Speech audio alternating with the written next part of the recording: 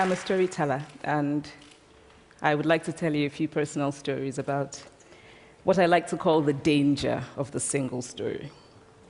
I grew up on a university campus in eastern Nigeria. My mother says that I started reading at the age of 2, although I think 4 is probably close to the truth. So I was an early reader, and what I read were British and American children's books. I was also an early writer. And when I began to write at about the age of 7, stories in pencil with crayon illustrations that my poor mother was obligated to read, I wrote exactly the kinds of stories I was reading. All my characters were white and blue-eyed. They played in the snow. They ate apples. And they talked a lot about the weather, how lovely it was that the sun had come out. Now, this despite the fact that I lived in Nigeria. I had never been outside Nigeria. We didn't have snow. We ate mangoes. And we never talked about the weather because there was no need to. My characters also drank a lot of ginger beer because the characters in the British books I read drank ginger beer. Never mind that I had no idea what ginger beer was. And for many years afterwards, I would have a desperate desire to taste ginger beer. But that is another story. What this demonstrates, I think, is how impressionable and vulnerable we are in the face of a story, particularly as children. Because all I had read were books in which characters were foreign, I had become convinced that books, by their very nature, had to have foreigners in them and had to be about things with which I could not personally identify. Now, things changed when I discovered African books. There weren't many of them available, and they weren't quite as easy to find as the foreign books, but because of writers like Chinua Achebe and Kamara Laye, I went through a mental shift in my perception of literature. I realized that people like me, girls with skin the color of chocolate, whose kinky hair could not form ponytails, could also exist in literature. I started to write about things I recognized. Now, I loved those American and British books I read. They stirred my imagination. They opened up new worlds for me. But the unintended consequence was that I did not know that people like me could exist in literature. So what the discovery of African writers did for me was this. It saved me from having a single story of what books are. I come from a conventional middle-class Nigerian family. My father was a professor. My mother was an administrator. And so we had, as was the norm, live-in domestic help who would often come from nearby rural villages. So the year I turned 8, we got a new houseboy. His name was Fide. The only thing my mother told us about him was that his family was very poor. My mother sent yams and rice and our old clothes to his family. And when I didn't finish my dinner, my mother would say, "Finish your food. Don't you know people like Fide's family have nothing?" So I felt enormous pity for Fide's family. Then one Saturday, we went to his village to visit. And his mother showed us a beautifully patterned basket made of dyed raffia that his brother had made. I was startled. It had not occurred to me that anybody in his family could actually make something. All I had heard about them was how poor they were, so that it had become impossible for me to see them as anything else but poor. Their poverty was my single story of them. Years later, I thought about this when I left Nigeria to go to university in the United States. I was 19. My American roommate was shocked by me. She asked where I had learned to speak English so well and was confused when I said that Nigeria happened to have English as its official language. She asked if she could listen to what she called my tribal music, and was consequently very disappointed when I produced my tape of Mariah Carey. She assumed that I did not know how to use a stove. What struck me was this. She had felt sorry for me even before she saw me. Her default position toward me, as an African, was a kind of patronizing, well-meaning pity. My roommate had a single story of Africa, a single story of catastrophe.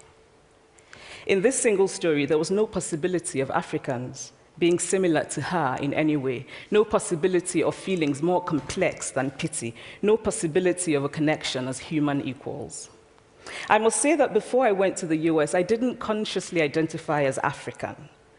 But in the US, whenever Africa came up, people turned to me, never mind that I knew nothing about places like Namibia. But I did come to embrace this new identity, and in many ways, I think of myself now as African, although I still get quite irritable when Africa is referred to as a country, the most recent example being my otherwise wonderful flight from Lagos 2 days ago, in which there was an announcement on the Virgin flight about their charity walk in India, Africa, and other countries. So after I had spent some years in the US as an African, I began to understand my roommate's response to me. If I had not grown up in Nigeria, and if all I knew about Africa were from popular images, I too would think that Africa was a place of beautiful landscapes, beautiful animals, and incomprehensible people fighting senseless wars, dying of poverty and AIDS, unable to speak for themselves, and waiting to be saved by a kind white foreigner. I would see Africans in the same way that I, as a child, had seen Fide's family.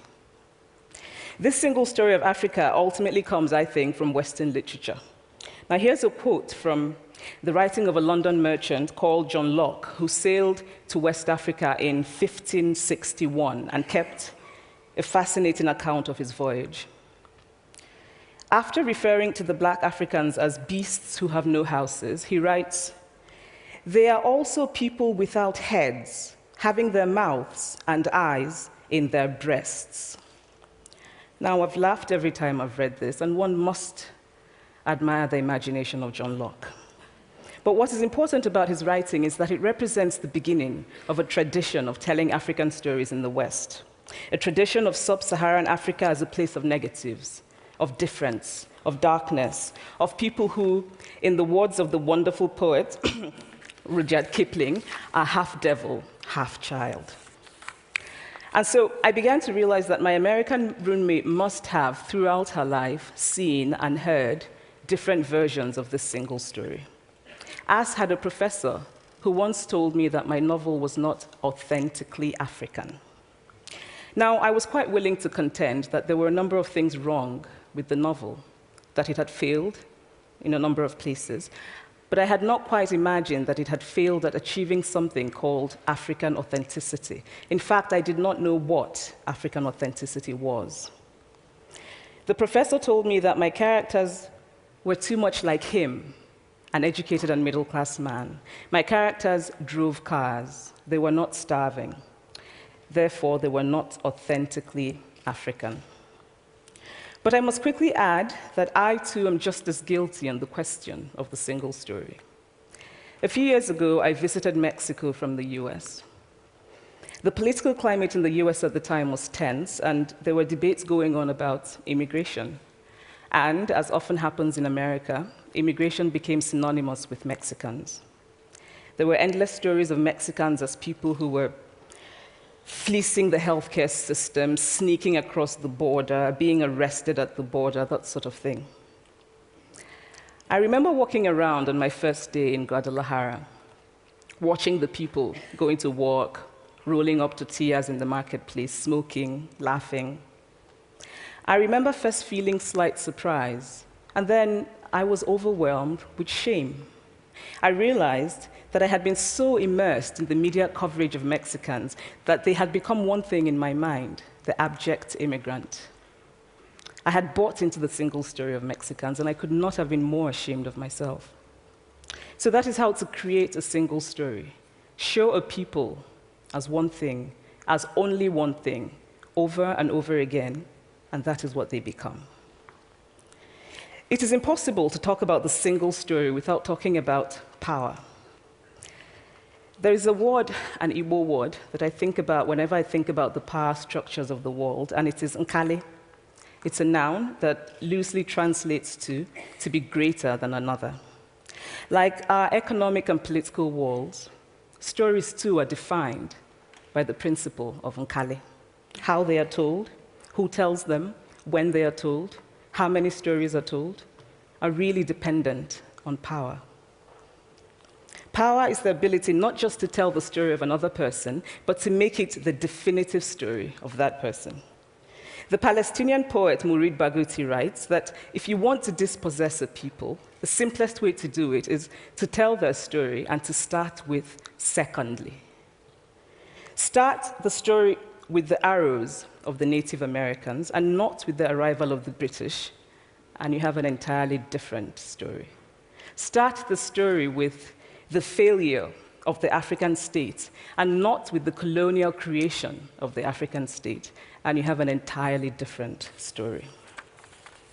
I recently spoke at a university where a student told me that it was such a shame that Nigerian men were physical abusers like the father character in my novel. I told him that I had just read a novel called American Psycho, and that it was such a shame that young Americans were serial murderers. Now,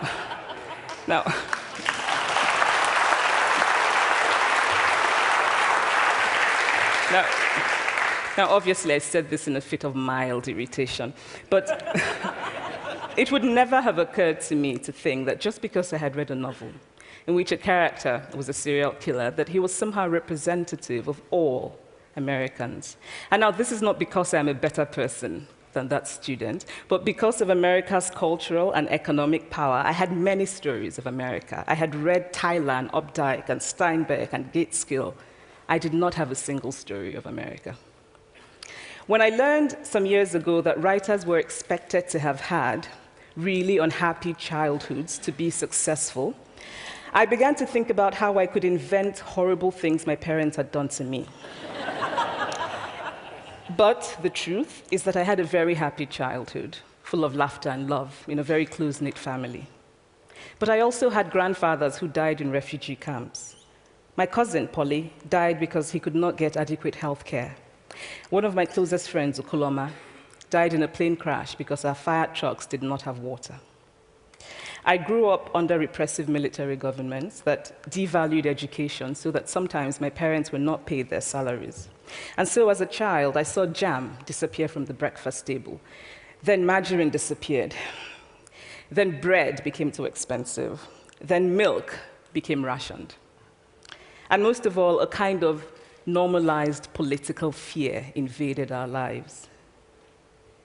All of these stories make me who I am. But to insist on only these negative stories is to flatten my experience and to overlook the many other stories that formed me. The single story creates stereotypes, and the problem with stereotypes is not that they are untrue, but that they are incomplete. They make one story become the only story. Of course, Africa is a continent full of catastrophes, the immense ones, such as the horrific rapes in Congo, and depressing ones, such as the fact that 5,000 people apply for one job vacancy in Nigeria. But there are other stories that are not about catastrophe, and it is very important, it is just as important to talk about them. I've always felt that it is impossible to engage properly with a place or a person without engaging with all of the stories of that place and that person. The consequence of the single story is this: it robs people of dignity. It makes our recognition of our equal humanity difficult. It emphasizes how we are different rather than how we are similar. So what if before my Mexican trip, I had followed the immigration debate from both sides, the US and the Mexican? What if my mother had told us that Fide's family was poor and hardworking? What if we had an African television network that broadcast diverse African stories all over the world, what the Nigerian writer Chinua Achebe calls a balance of stories? What if my roommate knew about my Nigerian publisher, Mukhtar Bakare, a remarkable man who left his job in a bank to follow his dream and start a publishing house? Now, the conventional wisdom was that Nigerians don't read literature.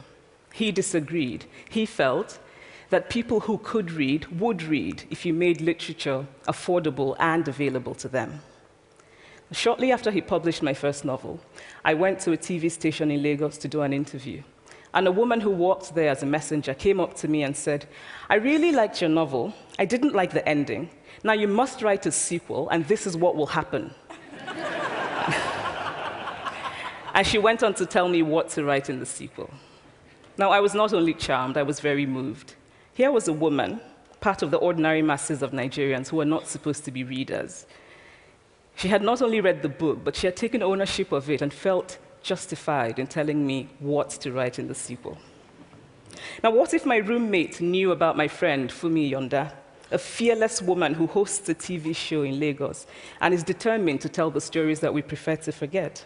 What if my roommate knew about the heart procedure that was performed in a Lagos hospital last week? What if my roommate knew about contemporary Nigerian music, talented people singing in English and Pidgin and Igbo and Yoruba and Ijo, mixing influences from Jay-Z to Fela to Bob Marley to their grandfathers? What if my roommate knew about the female lawyer who recently went to court in Nigeria to challenge a ridiculous law that required women to get their husband's consent before renewing their passports? What if my roommate knew about Nollywood, full of innovative people making films despite great technical odds? Films so popular that they really are the best example of Nigerians consuming what they produce. What if my roommate knew about my wonderfully ambitious hair braider who has just started her own business selling hair extensions? Or about the millions of other Nigerians who start businesses and sometimes fail, but continue to nurse ambition? Every time I am home, I'm confronted with the usual sources of irritation for most Nigerians: our failed infrastructure, our failed government, but also by the incredible resilience of people who thrive despite the government rather than because of it. I teach writing workshops in Lagos every summer, and it is amazing to me how many people apply, how many people are eager to write, to tell stories. My Nigerian publisher and I have just started a nonprofit called Farafina Trust, and we have big dreams of building libraries and refurbishing libraries that already exist and providing books for state schools that don't have anything in their libraries, and also of organizing lots and lots of workshops on reading and writing for all the people who are eager to tell our many stories. Stories matter. Many stories matter. Stories have been used to dispossess and to malign, but stories can also be used to empower and to humanize. Stories can break the dignity of a people, but stories can also repair that broken dignity. The American writer Alice Walker wrote this about her southern relatives who had moved to the north, and she introduced them to a book about the southern life that they had left behind. They sat around reading the book themselves, listening to me read the book, and a kind of paradise was regained. I would like to end with this thought, that when we reject the single story, when we realize that there is never a single story about any place, we regain a kind of paradise. Thank you.